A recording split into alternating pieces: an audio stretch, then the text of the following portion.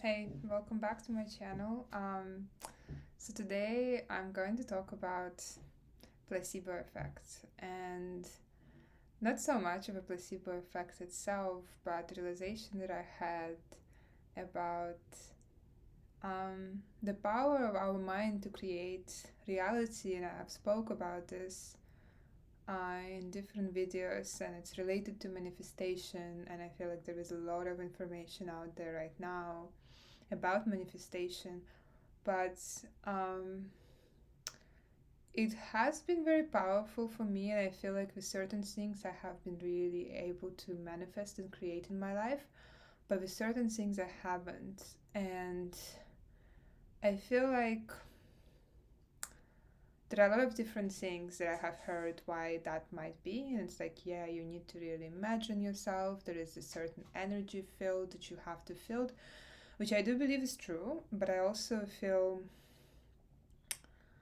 um, there is this overemphasis on the teacher or the approach that you take or the steps that you need to kind of follow to get to that manifestation. And what it does is really, and again, I haven't realized this until I started thinking about placebo effect, is it takes the power away. So through those emphasis on the teachings, on the books, on other things, it takes the power away from you, which is interesting because it kind of tells you that you have the power, but in itself it also takes it away. Um, I guess through actual idea that you need to follow a certain method, and that method is laying outside of yourself.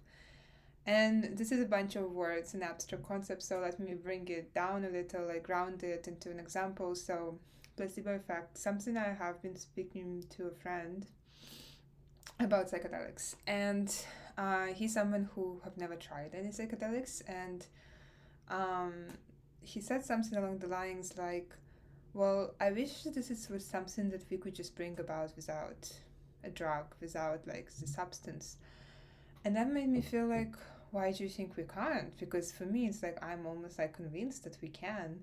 And he was like, well, do you think it's possible? He's like, yeah, I guess. And then he started talking about like meditation and I guess through other stuff. And I was thinking, yes, I think I would say that maybe a couple of years back, that would be my answer. I'd be like, yes, through meditation practice. And I think this book comes to mind. Was it Ramdas? Yeah, it was the Ramdas book. Can't remember the name of the book. But he's pretty much like describing that stage where he took psychedelics and then he went to India and was the guru, and like the fact that you don't need that, like eventually you come through it through a meditation, and like you can achieve that state. And again, that emphasis on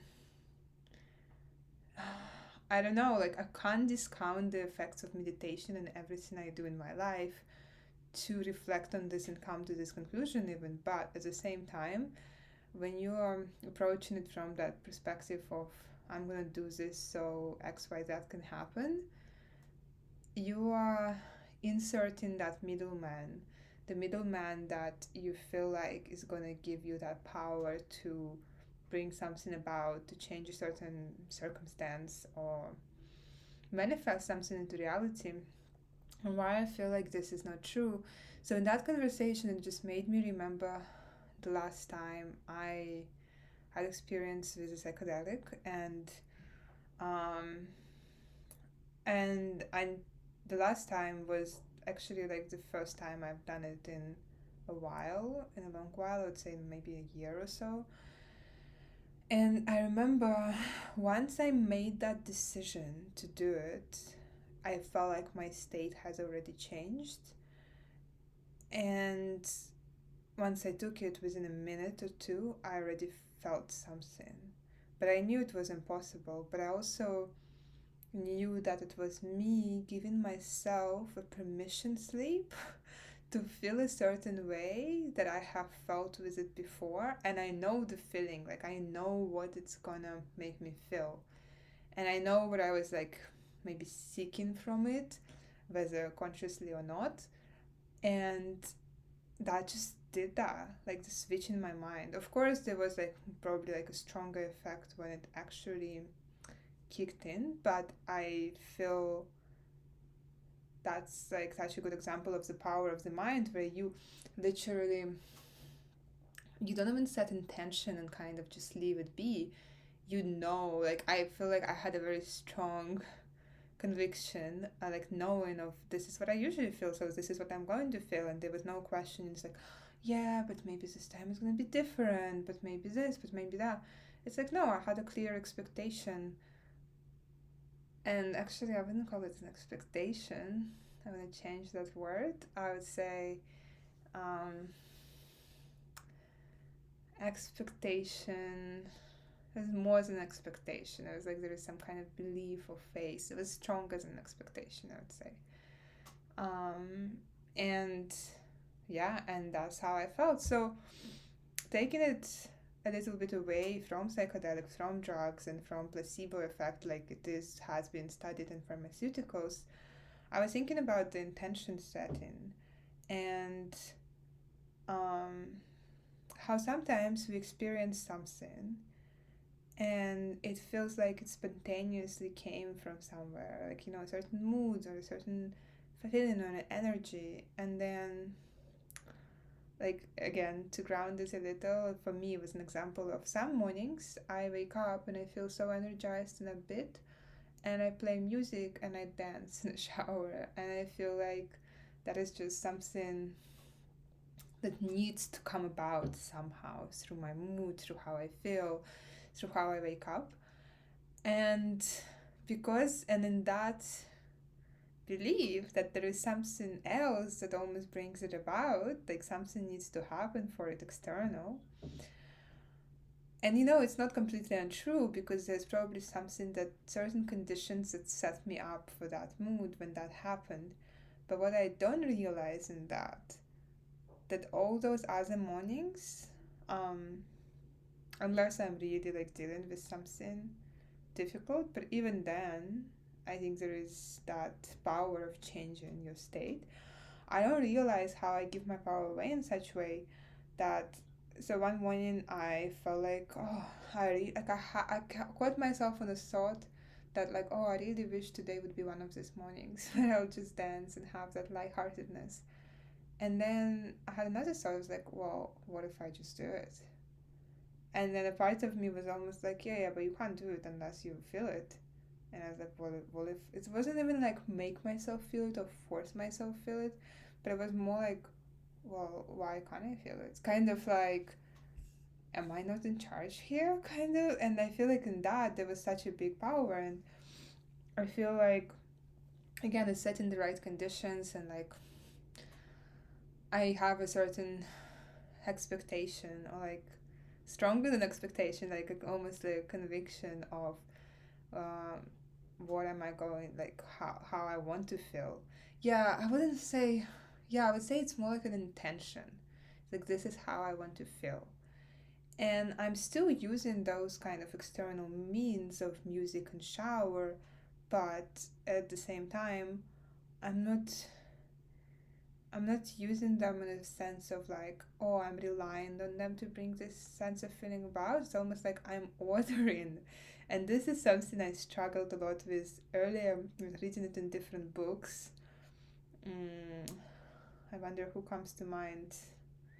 Maybe Sadhguru. I think he had a very strong wording like that. Some other spiritual teachers too. Maybe Krishnamurti. But they had this kind of wording of like taking control of your mind and ordering it. And I had such a difficult time with that word, and it's like ordering it. And I felt like there was some kind of force in it, and that whole discipline in nature. And it's like, yeah, I understand the need to discipline your mind and maybe like, you know, sort your thoughts and all that stuff, but ordering it, and then that clashed very much with the inner child work, was like, you just need to accept it, you just need to like kind of, and sometimes it goes into acceptance, goes into boundary of just listening to all your thoughts. Alright, like, I mean, you can hear them out, but you don't need to necessarily act on it or believe them. And I'm not saying it's new, I guess, but in a way, it's the whole idea of ordering and like actually realizing that your mind, like, there is a mechanism. It's almost like, in some way, as unmystical as it might sound, your body and your mind is like a machine, and you are in control of it. And you, whatever that you is, consciousness, or I don't know how to define it, but you can literally say that I want to feel this way. Like, you need to set that very clear intention instead of, and that's what I realize happens a lot, there is so much focus on what I don't want to feel or how I have felt that that day. And this is what I'm hoping to feel right now, but I don't know. And that I don't know, I wouldn't say it's a spacious I don't know that creates like, oh, I don't know, maybe I'm open to new experiences. Um,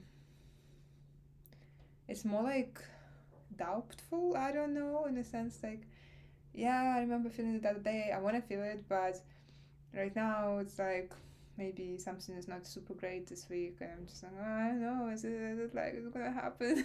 Is it like a big leap? And that kind of doubt in it creates like you are giving doubts to yourself, literally giving mixed signals to yourself. It's like, well, do you want it or you don't want it? And I feel like that's kind of, you really need to claim it. You really need to be like, well, I do want it. Like, this is something that I want. Um, and another thing that I wanted to bring into this conversation, well, another good example, maybe to ground it a little more, is so I started doing a 40-day Kundalini yoga practice. And it's a 7 a.m. every day, which is difficult for me because I'm not a very early morning person. But I felt like I wanted to make that commitment because for a while this was something I wanted to do, but I would always fall off when I didn't have that accountability. So I thought to myself, okay, I'm going to sign up for this and do this. And then I was in my coaching session, and I think it was like day 12, and I told her, um, no, it was day 17. I can see my notes. Yeah, and I told her that I don't know if I want to continue, that I had a certain expectation based on how I feel when I do Kundalini yoga and what kind of things it does to my mind and the insights I feel. This is why I wanted to do it, but now it's just not fulfilling my expectations. And I started telling her about all these external things that I thought need to be changed and modified for me to get the effects of it. And one of those things was really just like, I don't know if 7 a.m. is for me because this is the first thing I do, and I just feel like I'm not fully awake, and I just want to like, just to get it over with and all this other stuff. And I'm literally like a good scientist, and I feel like if you go to CBT, that's I don't know actually if that would be the advice, but I feel like, yeah, let's modify the conditions and see what the effect will be. And I feel like I came in with that very rational mindset, um, looking at all these things like temperature of the room, time of the day, food intake, and so on. How can we tweak the variables to bring about the desired outcome? um, Even like maybe change the teacher, change the studio. Not to say that sometimes you may feel like this thing's not aligned for you, because I do feel like certain teachers, studios I might not like, right? Like, you can have a preference, but I don't want to say that my ability to feel a certain way fully depends on that. And if I were to come to the same problem with the psychoanalytic mindset, that's a very interesting one that I'm bringing up in such a way because I would go into, because I'm a big proponent of psychotherapy, but I would go into what does it bring up in me when I have to wake up so early. It would perhaps connect to my childhood, my upbringing, my relationship to the structure and commitment. And the thing is, it's not like this insight won't be true. Like, I already feel, even just briefly mentioning it, I'm like, wow, yeah, it reminds me of something. um, but they are like seeking the answers in the past, and through kind of some mental gymnastics, trying to remove the resistance in the presence. So it is a lot of like, I literally feel like it's gymnastic. It's like, let's go there, and then we're gonna go, and then we're gonna connect, and then I'm gonna come to removing the resistance in the presence. And I'm not saying that it might not work. It probably would work, and it has worked for me in the past. But yeah, I just want to highlight these different perspectives. And then somebody with a spiritual mindset, with a certain spiritual mindset, might emphasize that the resistance is needed, that is a part of the journey, how we all feel different every day, how our ego is struggling against the new changes. Again, not saying that this is not true, but that truth is also negating an aspect of reality that I'm not getting what I want in the end of the day, right? And they might say that we just need to accept it, let go of the expectation altogether, and the expectation is what's preventing of things flowing naturally. And I think this is where the important distinction between expectation and intention, because in expectation we give our power away. It's how we think we should feel based on the past, something we have read or heard or even experienced.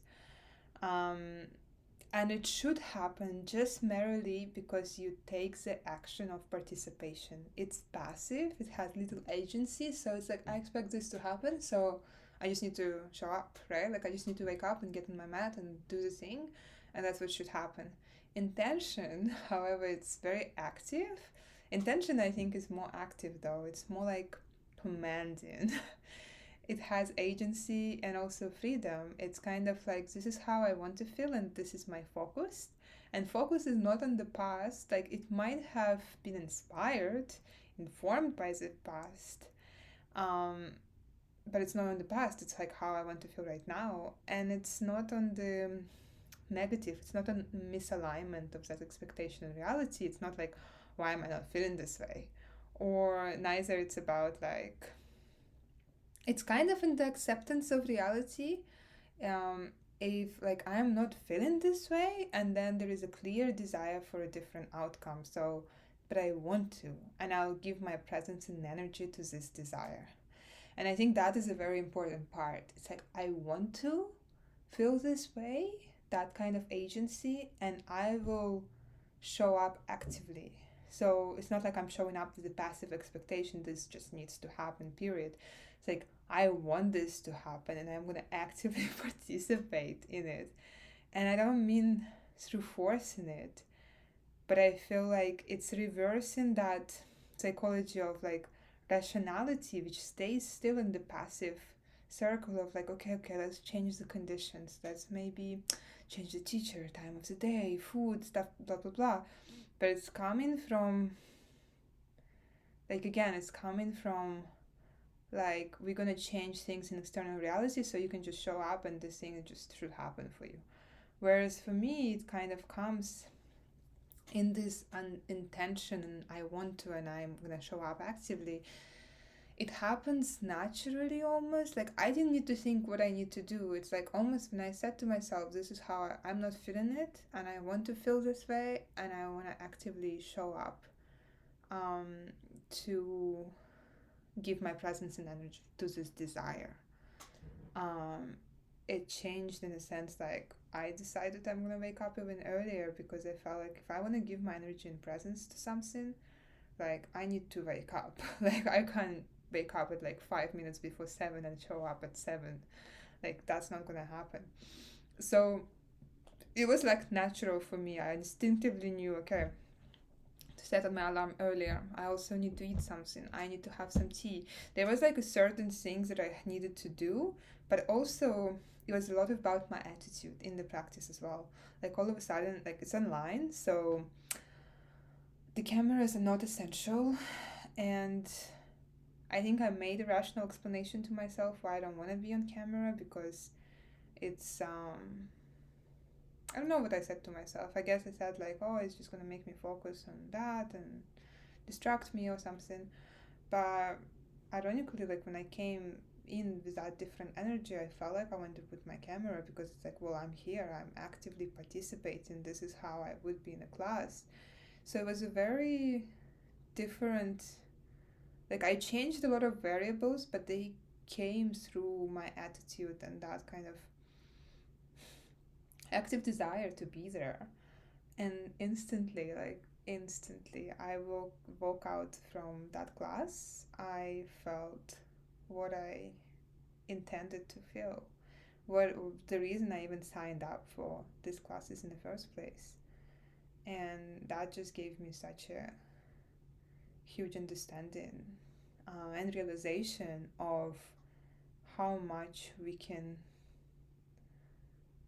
use the right word, um, command our mind, our feeling with that kind of intention setting, with choosing how we're gonna show up. Because I don't think choosing to show up and participate passively is actually gonna give us what we want. And I think it's better not to show up at all versus um, showing up actively. Um, I mean, I could say that I had to show up in that way to realize that I show up in that way, but honestly, it's just making me reflect a lot of times. And I think this is what I've been confused a lot recently about. It's like sometimes I go to do my favorite things and I love it, and sometimes I go and do my favorite things and I hate it. And I was like, why? Why do I feel so different? And I think it's because, like, yeah, sure, maybe I need different things at a different time, but I think a lot of it is also the intention I'm coming in with there. Like, sometimes I start to approach things, even the things that I love, is almost like a chore. And as soon as I approach it in that way, I approach it with that. It's interesting to see the relationship you have with things and how that translates relationships you have with people. But I was gonna say it's really like about taking it for granted. It's like almost like, oh hey, you made me feel that way. It was great. Can you do it again? It's kind of like I'm just showing up there and it's like to get, I guess, but not to give. But it's always give and take. Like it always has to be like you have to show up and give your active presence, whether that to a person or a thing or whatever it is, right? To get whatever that you are seeking um, to get. And I don't want to say like, yeah, I am a bit uncomfortable with the word get, but that's another conversation. I don't want it to be like, oh, you just get in a sense of like material things or other stuff, but it's true. Like if you want to get a certain feeling or like certain desire fulfilled, like if you want to feel wealthy, um, if you're just gonna place that in having a lot of money in a bank account, um, that doesn't necessarily gonna bring about the feeling of wealth. It's what that feeling, like when do you feel that, what makes you feel that, right? And some people would say it makes you feel that when you spend a lot of money or like you go into luxurious things, but I know that's not what like for me that's not what the case is, right? Not to say that it's necessarily in spiritual things, no, it can be very much in material stuff, but I'm just saying it might look different for different people. And again, like you need to have very active participation and feeling that way versus it's like, because I remember back in manifestation days, back in my manifestation journey, not that I don't do it anymore, but um in a big, like when I'm still just trying to understand that stuff, I remember what I did. I used to go to, I went to a car dealership and I would test drive some cars, like expensive cars, just so I could get that feeling. Um, but I feel like I wasn't actively participating in my life to create that. It's almost, it was just this one-off kind of event that I did, and I was like, okay, now it should just come to me. So again, like very passive expectations, like let me do X, Y, Z so I can feel this way, but it just doesn't work like that. And this is all to say that we just have so much power to bring about anything that we really want in this life. And that is the most beautiful thing. Okay, thank you for watching. If you have any stories with manifestation, similar things, I'm definitely interested in hearing that. It's one of my favorite topics. Um, but yeah, um, feel free to subscribe, comment. Feel free to comment, feel free to subscribe, and or check out my other videos on manifestation. I have a few of those. Thank you.